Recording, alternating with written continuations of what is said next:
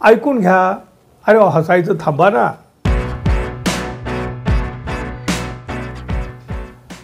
मित्रहो नमस्कार.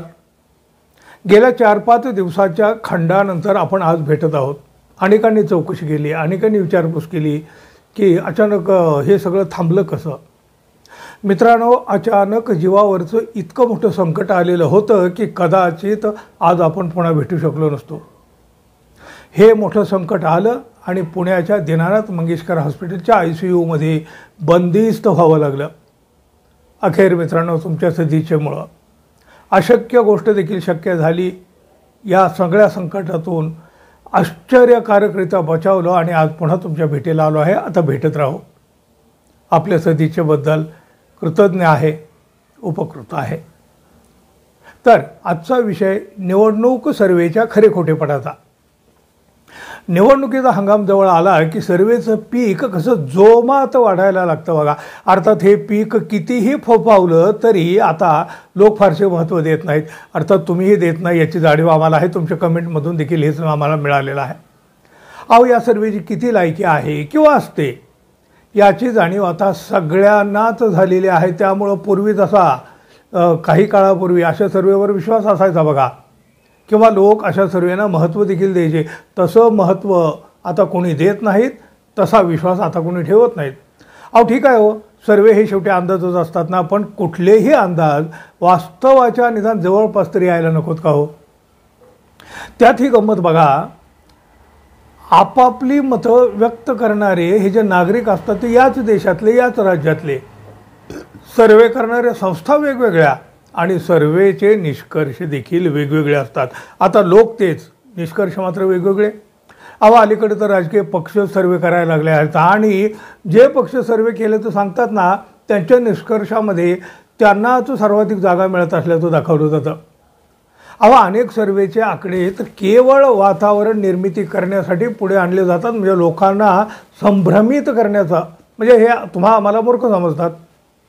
अशा प्रकारचे हे आरोप देखील सातत्यानं होत असतात. आता बारकाईनं बघा, काही ठराविक संस्था अशा आहेत की त्यांचे वेळोवेळी येणारे सर्वे भाजपच्या बाजूचे असतात. लोकसभा निवडणुकीत देखील हे सर्वे दिसले. प्रत्यक्षात काय घडले हो, आपल्यासमोर आहे.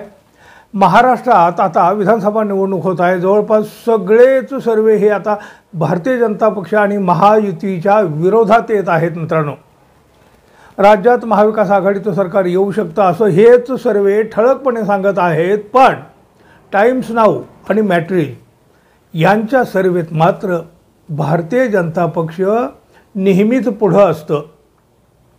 महाविकास आघाडीच्या बाजूने सगळेच सर्वे गेल्यामुळं आता येत्या काही दिवसात भाजपाला अनुकूलता दाखवणारा सर्वे काही दिवसात समोर येईल किंवा आणला जाईल असं आम्ही 10 दिवसापूर्वीच सांगितलेलं आहे. आणि आमच्या अंदाजाप्रमाणे असा एक सर्वे आलाच. टाइम्स नाव आणि मॅट्रिकचा हा सर्वे आहे बघा. अर्थात त्याआधी त्यांनी एक सर्वे त्यांचा आलेला होता, त्यांचे निष्कर्ष आले होते. त्यात महायुतीला अधिक जागा मिळणार असल्याचं त्यांनी म्हटलं होतं. अहो, त्यावर लोकांच्या तिखट प्रतिक्रिया उमटल्या होत्या. या संस्थांची विश्वासार्हता किती इथंपासून बरंच काही सोशल मीडियावर बोललं गेलं होतं. आता पुन्हा याच संस्थांनी आणखी एक सर्वे केला आहे म्हणे.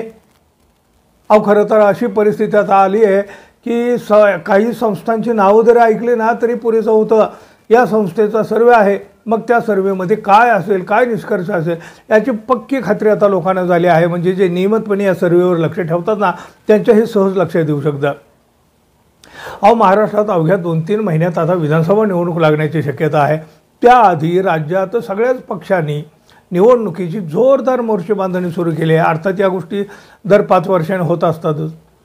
पण यामुळं महाराष्ट्रात विधानसभा निवडणुकीत महायुती विरुद्ध महाविकास आघाडी अशी थेट लढत होणार आहे. म्हणजे हे काय आता कोणी सांगायची आवश्यकताच नाही. तर आता ते तिसऱ्या आघाडीचा एक राजकीय डावपेच किंवा कारस्थान काय होतं ते पाहावं लागेल. पण हे सगळं चाललेलं असतानाच आता हा ओपिनियन पोल समोर आलेला आहे. या पोलमध्ये वर्तवलेल्या अंदाजानुसार महाराष्ट्रात महायुतीचं सरकार येणार आहे. महायुतीचं. त्यामुळे महाविकास आघाडीला मोठा धक्का बसण्याची शक्यता आहे. अहो, हसताय काय? आकडे ऐकून घ्यायला काय हरकत आहे हो.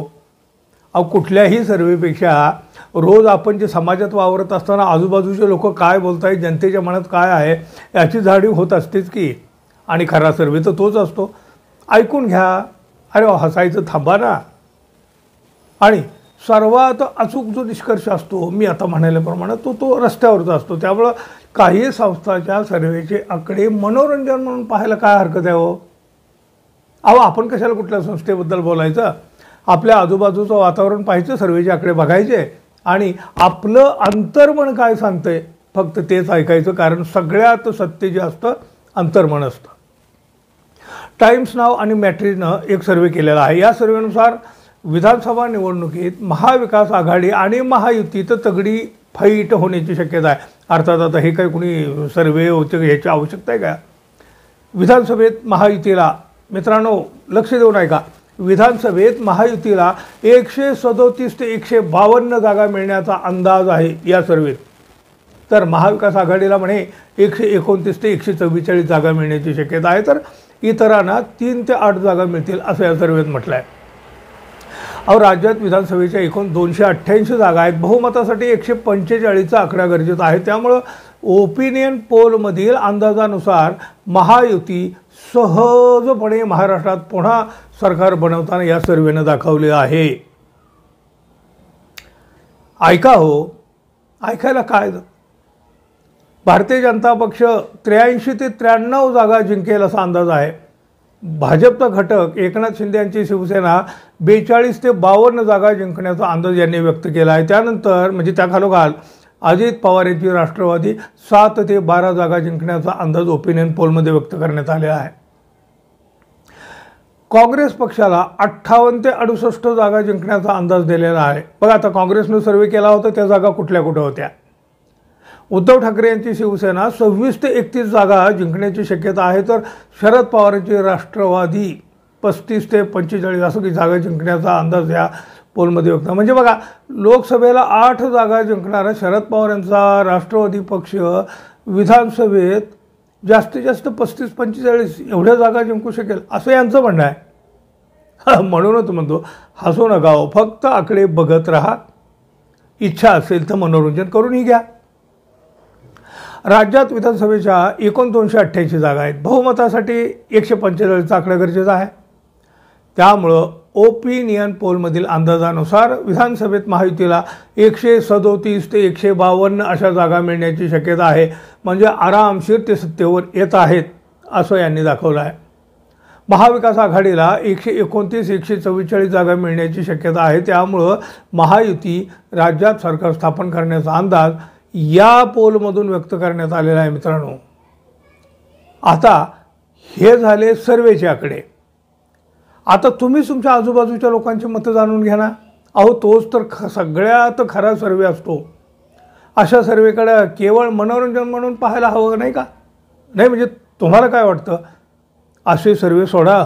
राज्यात कोणाची सत्ता येऊ शकते हे तुम्हीच सांगा. अहो होऊ द्या ना आपला हे खरा सर्वे.